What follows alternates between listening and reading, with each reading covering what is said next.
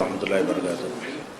கண்ணியத்திற்குரிய எல்லாம் வல்ல அல்லாஹு ஜல்ல ஷானஹு தஆலாவின் நல்லடியார்களே, தவறான வாதங்களும் தக்க பதில்களும் என்ற தொடரிலே தர்கா வழிபாட்டையும் தனிநபர் வழிபாட்டையும் நியாயப்படுத்தக்கூடியவர்கள் எப்படியெல்லாம் தவறான வாதங்களை எடுத்து வைக்கிறார்கள், குர்ஆன் ஹதீஸை எப்படியெல்லாம் வளைக்கிறார்கள், தர்கா வழிபாட்டிற்கும் தனிநபர் வழிபாட்டிற்கும் எதிராக எத்தகைய ஆதாரங்கள் எல்லாம் இருக்கின்றன என்பதை நம்ம பார்த்து வந்தோம்.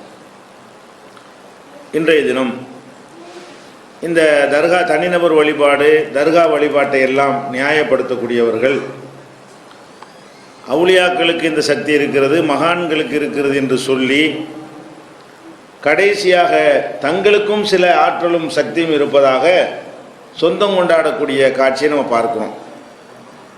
அதற்கும் சில வாதங்களை வைத்திருக்கிறார்கள். அது என்ன வாதம் என்று சொன்னால், அல்லாஹ் ரப்புல் ஆலமீன் மனித குலத்தைப் போலவே இன்னொரு அறிவுள்ள ஒரு படைப்பை அல்லாஹ் படைத்திருக்கிறான். அது ஜின் என்ற ஒரு படைப்பு என்று நம்ம எல்லாம் அறிந்து வைத்திருக்கிறோம். வமா ஹலக்துல் ஜின்ன வல் இன்ஸ இல்லா லியஅபுதூன், மனிதனையும் ஜின்னையும் என்னை வணங்க வேண்டும் என்பதற்காகவே நான் படைத்திருக்கிறேன் என்று அல்லாஹ்வும் சொல்கிறான். இவர்கள் தங்களுக்கு ஒரு தனி ஆற்றல் இருப்பதாக, அதாவது நபிமார்களுக்கு இருக்கிறது என்று சொல்லி, அப்புறம் இறந்து போனவர்களுக்கு ஆற்றல் இருப்பதாக சொல்லி, கடைசியில் எங்களுக்கும் அந்த மாதிரி ஆற்றல் இருக்குது என்று இப்போது ஏமாற்றக்கூடியவர்கள் நிறைய பேர் இருக்கிறார்கள். அவங்க என்ன எடுத்து வைப்பாங்கன்றா, அந்த ஜின்னுங்கிறத எடுத்துக்கொள்வார்கள். எங்களுக்கு ஒரு ஆற்றலும் இல்லை, மனிதனுடைய ஆற்றல் ஒரு எல்லைக்கு உட்பட்டது தான். ஆனால் ஜின்னுங்கிற ஒரு படைப்புக்கு அதிகமான ஆற்றல் இருக்கிறது. அந்த ஜின்னை நாங்கள் கைவசத்தில் வச்சுருப்போம், அதுக்குன்னு சில வேலைகள்லாம் செஞ்சு அந்த ஜின்னை கைக்குள்ளே போட்டு வச்சுக்கிறதுனால நாங்கள் பெரிய பெரிய காரியங்கள் எல்லாம் செய்வோம் என்று சொல்லி ஏமாற்றக்கூடிய காட்சியை பார்க்குறோம். நாளைக்கு ஒரு பொருள் காணா போச்சுன்னு சொன்னால் அதை எங்கள் கண்ணை கொண்டு பார்க்க இயலாது, ஜின்னை விட்டால் பார்த்துட்டு சொல்லிடுமா. ஜின்னு என்ன செஞ்சிடறேன், நாங்கள் எங்களுடைய கைப்பிடியில் ஒரு ஜின்னு வச்சுருக்குறோம், ஒருத்தர் 2 ஜின்னு 3 ஜின்லாம் வச்சுக்கிறேன்னு சொல்கிறோம். இந்த ஜின்களை நாங்கள் வசப்படுத்தி வைத்திருக்கிறோம். இந்த ஜின்களை வச்சு என்ன செய்வாங்களாம், காணா போனதை கண்டுபிடிப்பாங்களாம், இன்னும் பெரிய பெரிய சாதனைகள்லாம் நாங்கள் செய்வோம், எங்களுக்கே சக்தி இருக்குன்னு நாங்கள் சொல்லலை என்று இப்போ வாழக்கூடியவர்களில் சில பேர் என்ன செய்கிறாங்கன்னா, அந்த ஜின்னு வாசிலாத்து, ஜின்னை வசப்படுத்துதல் என்கிற ஒரு அடிப்படையில் மக்களை ஏமாற்றி கொண்டிருக்கிறார்கள். இது குர்ஆன் ஹதீஸ் ஆராய்ச்சி பண்ணி இவங்க சொல்வது தவறுங்கிறது ரெண்டாவது இருக்கட்டும். குர்ஆன் ஹதீஸ் ஆராய்ச்சி இல்லாமல் கொஞ்சம் அறிவை கொண்டு நம்ம சிந்திச்சு பார்த்தால் கூட இவங்க சொல்றது பொய் என்று தெரிந்துவிடும். ஏன், ஜின்களுடைய ஆற்றல் ரொம்ப அபரிமிதமான ஆற்றல் என்று குர்ஆனே சொல்கிறது. ஜின்னுக்கு உரிய சக்தி ரொம்ப கடுமையான சக்தி, மனிதனை போன்றது கிடையாது. இப்போ எந்த அளவு கொண்டா இப்போ விண்வெளிக்கு போகிறாங்கன்னு வைங்க, இங்கேருந்து மனிதன் விண்வெளிக்கு போகிறதுக்காக வேண்டிய முயற்சிகளை இந்த நூற்றாண்டில் தான் அவன் துவக்கி இருக்கிறான். ஒரு 150 வருஷமாகத்தான் அதற்கான ஒரு முயற்சிகளில் மனுஷன் ஈடுபட்டு அதிகபட்சமாக சந்திரனுக்கு போயிருக்கிறான். அது கூட பூமியை சேர்ந்தது தான். விஞ்ஞான பாஷையில் சொல்வதாக இருந்தால் அது பூமியுடைய துணைக்கோள் தான், அது வேற பூமியை சேர்ந்தது சந்திரன் என்பது. இதை தாண்டி வேற வேற கோள்களுக்கெல்லாம் மனுஷன் போகவே இல்லை. செவ்வாய்க்கு ஆள் இல்லாத விண்கலத்தை அனுப்பியிருக்கிறான். இவ்வளவுதான் மனுஷனுக்கு முடிஞ்சிருக்கிறது. இதையெல்லாம் கடந்து பல பல பல கோடி மைல்களுக்கு அப்பால் இருக்குது வானம். அதுக்கு இன்னும் மனுஷன் போகவே இல்லை. இன்னும் செவ்வாய்க்கே மனிதன் என்ன செய்யலை, போகலை. இதுக்கு இத்தனை ஆண்டு ஆராய்ச்சிகளும் இத்தனை கருவிகளும் இத்தனை சாதனங்களும் பல்லாயிரக்கணக்கான கோடி ரூபாய்கள் பணச்செலவோடு தான் இது நடக்கிறது. இந்த ஜின்னுங்கிற படைப்பு இருக்கு பார்த்தீங்களா, அது நெருப்பால் படைக்கப்பட்ட படைப்பாக இருக்கிறதுனாலையும் கண்களுக்கு புலப்படக்கூடிய இந்த பாடி, இந்த உடம்புங்கிறது இல்லாத காரணத்தினால, இப்போ நமக்குலாம் ஒரு பாடி டிக்கெட்டில் போக வேண்டியதுக்கு எங்கே வேண்டாலும் அதனால நமக்கு கஷ்டமாக இருக்கிறது, சும்மா போக முடியலை. நமக்கு ஒரு கருவி, ஒரு சாதனம், ஒரு ராக்கெட்டு, ஒரு விமானம்னு இருந்தால் தான் நம்மளை தூக்கிட்டு மேலே கிளம்ப முடியும், இல்லாட்டி பூமி இழுத்துப்படும். புவியீர்ப்பு சக்திக்கு உள்ளே நம்ம வந்துடுறோம். ஜின்கள் புவியீர்ப்பு சக்தி என்னத்தை இழுக்கிறது, கண்ணுக்கு தெரியாத ஒரு பொருளாக இருக்கும்போது அவங்கள போட்டு இழுக்க முடியாது. அதனால புவியீர்ப்பு சக்திகள் அப்பாற்பட்டதாக இருக்கிறதுனால ஜின்கள் எப்படி இருக்கிறாங்கன்னு கேட்டால் விண்ணுலகத்துக்கு போயிடுவாங்க. இங்கே இருப்பாங்களாம், டக்குன்னு அங்கே போயிடுவாங்க. ஒரு செகண்டில் என்ன செய்வாங்க, விண்ணுலகத்தில் போய் வானத்தில் ஒட்டி நின்று கொண்டு மலக்குகள் பேசிக்கொள்வதையெல்லாம் ஜின்கள் ஒட்டு கேட்பார்கள். மலக்குகள் பேசிக்கொள்வதையெல்லாம் ஜின்னு ஒட்டு கேட்குறாங்கன்னு குரான் சொல்கிறது. குரானில் எப்படி இருக்குன்னு கேட்டால் அல்லாஹ் திருமறை குரானில் சொல்லி காட்டுறான். சூரத்துல் ஜின், அந்த சூறாவுடைய நம்பர் 72வது சூறா, 72வது அத்தியாயம். அதில் 8வது 9வது வசனத்தில் அல்லாஹ் சொல்லி காட்டுகிறான், ஜின்கள் பேசியதை சொல்லி காட்டுகிறான். ஜின்கள் என்ன பேசுனது? அண்ணா லமசன சமா வஜதுனாகா முலியத் ஹரசன் சதீதன் சோபா. இப்போது நாம் வானத்தை தொட்டு பார்க்கிறோம். ஜின்கள் பேசி கொண்டிருக்கிறது, தொட்டு பார்க்கிறோம். கடுமையான பாதுகாப்போடவும் கடுமையான தீப்பந்தங்களாலும் அது பாதுகாக்கப்பட்டிருக்கிறது. இன்னா குன்னா நகூது மின்ஹா மகாயிதல் இஸ்ஸமை, அந்த வானத்தின் ஓரத்தில் மலக்குகள் பேசுவதை ஒட்டு கேட்பதற்காக நம்ம எல்லாம் போய் வந்து கொண்டிருந்தோம்.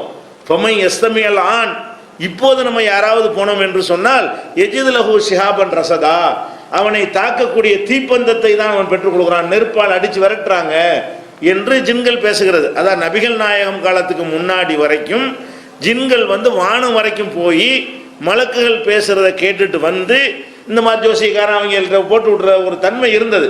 ரசூல்லா வந்தவன என்னவாச்சுன்னா, இந்த ஜின்கள் வானுலகம் வரைக்கும் போறது தடுக்கப்படுகிறது. தீப்பந்தங்களை எரிஞ்சு மலக்குகள் விரட்டிடுவாங்கன்னு இந்த வசனம் சொல்லுகிறது. இப்போ இதுல என்ன வழங்குது? இங்கேருந்து வானம் வரைக்கும் எப்படி போக முடிஞ்சு? மனுஷன் மாதிரி அவங்க நம்மளை விட எத்தனை மடங்கு சக்தி இருந்தால், எத்தனை மடங்கு ஆற்றல் இருந்தால், ராக்கெட் இல்லாமல், கருவி இல்லாமல், எரிபொருள் இல்லாமல், எந்த ஒரு பவரும் இல்லாமல் அவங்க பாடியை கொண்டே போகிறாங்கன்னா அது ரொம்ப அபரிமிதமான சக்தி உள்ள ஒரு படைப்பு ஜின்னுங்கிறது. இது 72 89 இருக்கா.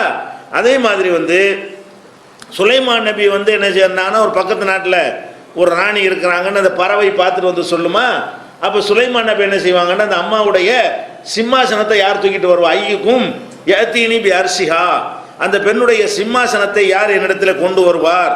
கபலாங்கிய தூணி முஸ்லிமீன், அவங்க கட்டுப்பட்டு என்னிடத்தில் வர்றதுக்கு முன்னாடி அவங்களுடைய சிம்மாசனம் இங்கே வரணும் அப்படிங்கிறார்.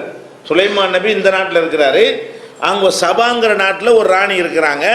அவங்களுக்கு ரொம்ப அற்புதமான விலை உயர்ந்த ஒரு சிம்மாசனத்தில் இருந்து ஆட்சி பண்ணி கொண்டிருக்கிறார்கள்.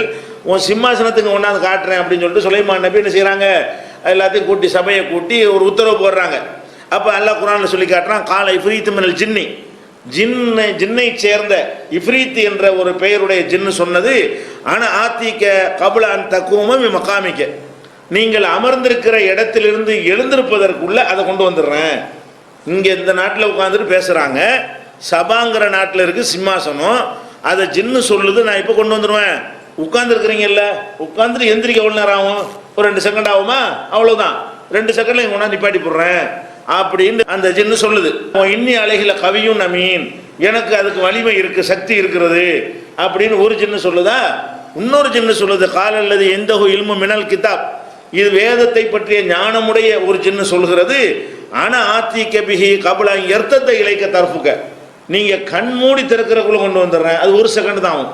உட்கார்ந்துட்டு எந்திரிக்கிறதுக்கு 2 செகண்ட் ஆகும். இது அந்த செகண்ட் கூட விட மாட்டேங்குது, 2 செகண்ட் ஜாஸ்தியாக தெரியுது. கண்ணை மூடி திறக்கிறதுக்கு எவ்வளோ நேரம் ஆகும்? 1 செகண்ட் ஆகும். அது செகண்ட் அதை வச்சு என்றோம். செகண்டுங்கிறதே என்னது? கண் மூடி திறக்கிறது தான் ஒரு செகண்டுன்னு கணக்கு நம்ம வச்சுக்கிட்டு இருக்கிறோம். அப்போ கண் மூடி திறக்கிறதுக்குள்ளே நினைஞ்சிடுறேன், நான் கொண்டாந்து வச்சிடுறேன், அதை விட பாதி நேரத்தில் கொண்டு வர்றேன்னு என்ன செய்யுது, அது சொன்னதுன்னு எல்லாம் சொல்கிறேன். அது மாதிரி கொண்டு வந்ததாகவும் அந்த வசனம் சொல்லுகிறது. எந்த வசனம்? 27வது சூறாவில் 38, 39, 40 இந்த 3 வசனங்களை படித்தீர்களே ஆனால் இதை தெரிந்து கொள்ளலாம். இதிலிருந்து நம்ம அறிந்து கொள்கிற ஒரு மேட்ரு என்னன்னு கேட்டால், ஜின்னுங்கிறது சாதாரண படைப்பு இல்லை, அது பயங்கரமான சக்தி உள்ள படைப்பு. எந்த அளவுக்கு பயங்கரமானது? இங்கே இருந்து கொண்டு இன்னொரு நாட்டில் உள்ள சிம்மாசனத்தை கொண்டாந்து கண்மூடி திறக்கிறவங்க வச்சுக்கணும். கண்மூடி திறக்கிறதுக்கு தான் டைம். அவ்வளோ பெரிய பொருளை கொண்டாந்து இங்கே வச்சிடும்.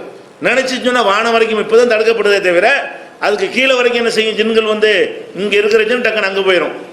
இவ்வளவுக்கு சக்தி உள்ள ஒரு ஜின்னை ஒருத்தன் வசப்படுத்தி வச்சிருந்தான்னு சொன்னால் அது நிரூபிக்கிறமா இல்லையா? அது மாதிரி காட்டணும்ல.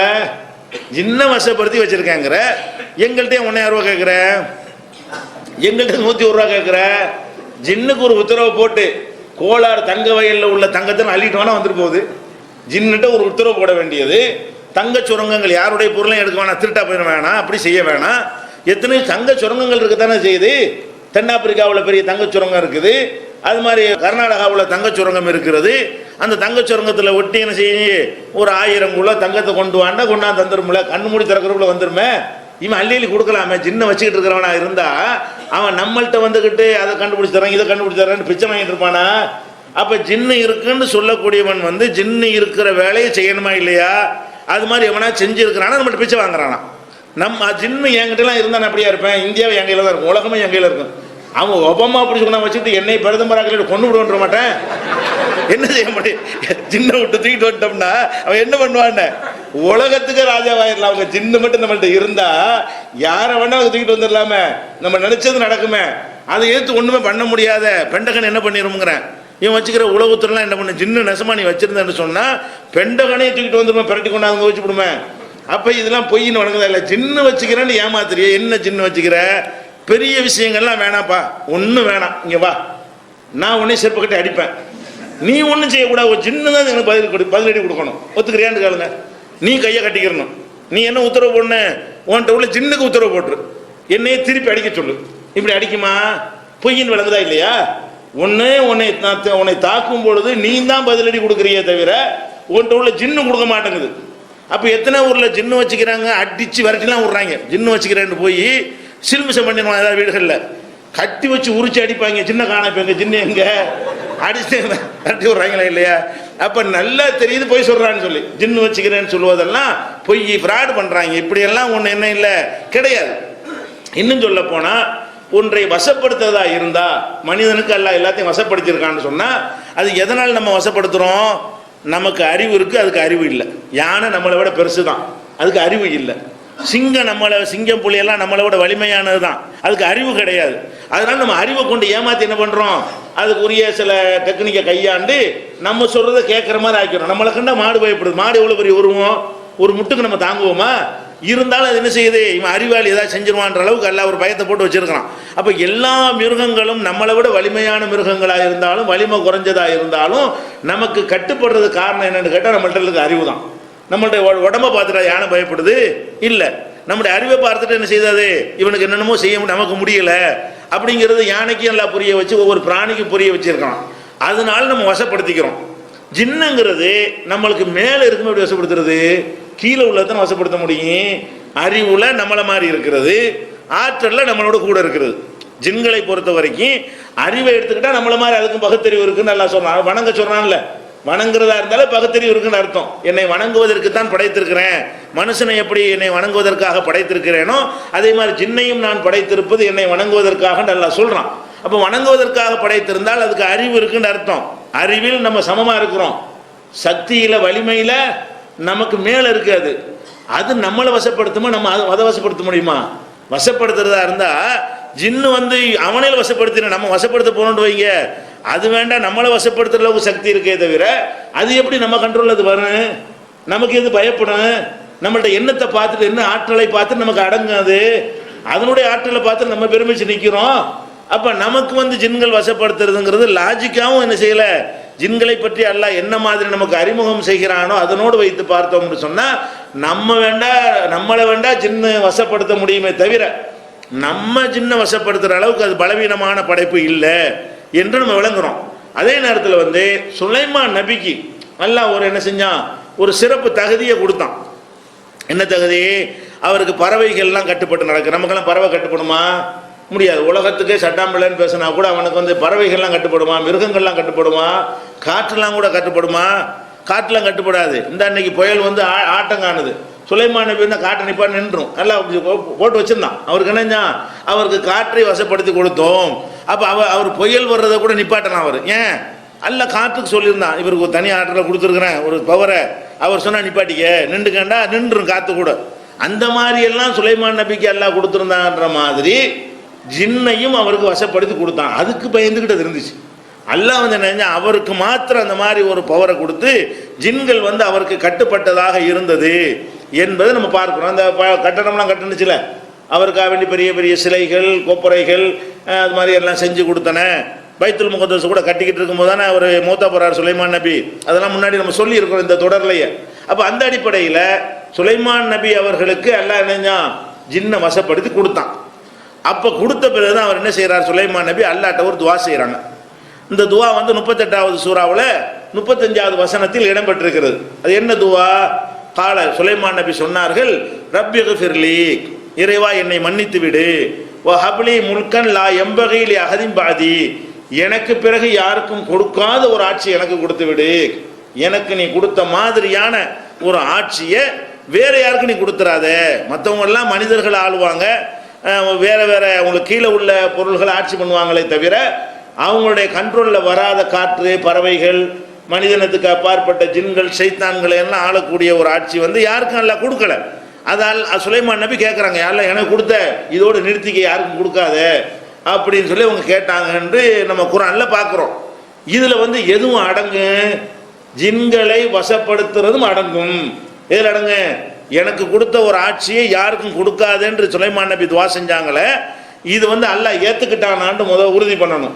ரெண்டாவது, இது ஜின்களை வசப்படுத்துறதா கட்டுப்படுத்துமா அல்ல பொதுவாக பரந்த ஆட்சியை குறிக்குமா என்பதை ரெண்டாவது விளங்க வேண்டும். அது ரெண்டுக்குமே ஒரு ஹதீஸ் வந்து விளக்கம் தந்து விடுகிறது. அது என்ன ஹதீஸ்னா, புகாரியில் 1210, 461, 3423, 4808 இந்த ஹதீஸுகள், இந்த நம்பரில் உள்ள ஹதீஸில் ஒரு செய்தி சொல்லப்படுது. என்ன செய்தி என்றால், ரசூல் ஸல்லல்லாஹு அலைஹி வஸல்லம் அவர்கள் ஒரு தொழுகையை தொழுது கொண்டிருக்கிறார்கள். அப்போ ஒரு ஜின்னு வந்து என்ன பண்ணுதுன்னா இடைஞ்சல் பண்ணுது. நமக்கு தெரியாது, ஜின்னை பார்க்க நபிகள்லாம் இதுக்கு பார்க்க முடிகிறது. ஜின்னு வந்து முன்னாடி இடைஞ்சல் பண்ணுது, சஹாபாக்களுக்கு பார்க்க முடியல. அது டிஸ்டர்ப் பண்ணிக்கிட்டு கிண்டல் பண்ணி எதை செய்யும் போல எதை செஞ்சுக்கிட்டு இருக்கிற ரசூலுல்லாஹ் தொழுதுகிட்டு இருக்கும்போது அது எதிர்த்தாப்புல நின்று என்ன செய்ய, ஜின்னு வந்து இடைஞ்சல் பண்ணுகிறது. இறை தூதர்கள் வந்து ஜின்னு தானே என்ன செய்வாங்க, பார்ப்பாங்க. அப்போ என்னுடைய தொழுகையை முறிக்கிற அளவுக்கு அது ஏன் சேட்டை பண்ணுச்சு. ரசூலுல்லாஹ் சொல்கிறாங்க, அந்த ஜின்னை என்ன செஞ்ச, தொழுதுட்டு இருக்கும்போதே எட்டி பிடித்து இந்த தூணில் கட்டி உங்கள் எல்லாருக்கும் காட்டணும்னு நான் நினச்ச உடனே என் சகோதரர் சுலைமான் நபி செய்த ஒரு துவா யாபத்துக்கு வந்தது. என்ன துவா? இந்த துவா, இறைவா யாருக்கும் கொடுக்காத எனக்கு கொடுத்த ஒரு ஆட்சி யாருக்கும் கொடுக்காதுன்னு கேட்டிருக்காரு. இதைத்தான் சொன்னாருங்கிறாங்க ரசூல் ஸல்லல்லாஹு அலைஹி வஸல்லம். இந்த ஜின்னை பிடிச்சி காட்டலான்னு பார்த்தேன், இது அவருக்கு உள்ளதில்லை, இது அவர் கேட்டு விட்டாரு, இதில் நம்ம வந்து சொந்தம் கொண்டாட முடியாது, அல்லாஹ் வந்து இந்த பவர் நமக்கு தரமாட்டானு நினைஞ்சிட்டேன். சுலைமான் நபியுடைய இந்த ஆயத்தை வாட்சி காட்டியே சொல்கிறாங்க, ரப்பி ஹப்லி முல்கன் லா யம்பகி லி அஹதின் பாதின்ற அந்த மின்பாதி இந்த வசனத்தை வாசித்து காட்டி எனக்கு தந்த மாதிரி எனக்கு பின்னாடி யாருக்கும் கொடுக்காதுன்னு என் சகோதரர் சுலைமான் செய்த பிரார்த்தனை எனக்கு நினைவுக்கு வந்த உடனே ஜின்னை விரட்டி விட்டுவிட்டேன் என்று ரசூல் ஸல்லல்லாஹு அலைஹி வஸல்லம் சொன்னதாக 1210, 461, 3423, 4808 இந்த ஹதீஸில் இருக்கிறது. இதில் என்ன விளங்குறோம்?